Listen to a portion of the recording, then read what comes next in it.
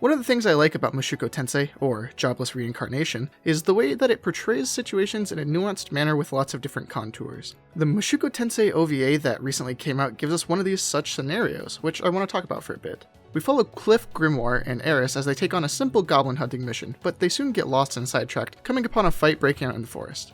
In this fight, a bunch of assassins are trying to kill a child being protected by a temple knight belonging to the church. In a great looking fight, Eris kills the attackers and saves the child. It's a simple setup, but we learn more about the situation that changes it.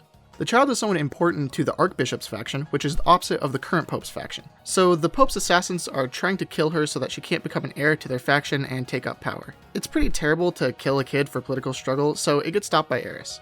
However, the Archbishops faction is the demon expulsion faction who seek to discriminate against all demon races and push them out of the country, while the current pope is peaceful and seeks to bring them properly into society. Really, we should be rooting for the pope's faction to win, but in this situation it shows us that they're a bit avaricious for keeping power and go too far in it. Another complicator is that Cliff, who we've come to like despite being a bratty child and a moron, is part of the Pope's faction and actually had a personal connection to the assassins, as they were tutors of his at the church. Cliff doesn't begrudge Eris for killing them though, he recognized that they were still doing something pretty wrong and that Eris was merely stopping a child from being murdered, but Cliff does grieve over his tutors being killed.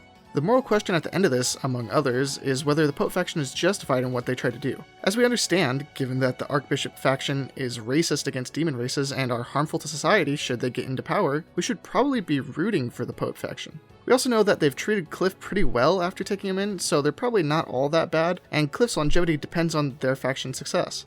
This is phrased well in one of the last scenes of the OVA, where one of Cliff's servants tells him that conflict with Archbishop's supporters is inevitable now. There is going to guaranteed be some kind of succession struggle now after the current pope passes, which means more bloodshed and also that the favorable faction, being the popes, may get kicked out of power. Killing a child is completely horrible, but in their heads they were doing it to preserve the lives of many others that may be lost in the following conflict and to help the racism against demon races in Milis come to an end. The answer is, of course, very obviously that killing a child is definitely way too far, but you can understand at least the justifications for it that exist. Was there a better way to prevent the entire conflict? Honestly, probably not this easily.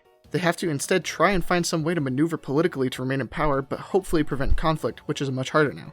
Eris still made the right decision, not knowing any of the details, but understanding that a child is innocent and should be left out of the conflict. This OVA is just a solid adaptation of an important side story in the Mushoku Tensei series, and this is just one element of the story that is interesting. These moral complexities and political struggles are a good part of what makes the series worth watching and reading, so I'm glad the anime went so hard in conveying the mixed feelings and awkward tone in some parts of the scenario. Another good episode of Mushoku Tensei in the books, and I can't wait for the next season. Thanks for watching, and I'll see you in the next one.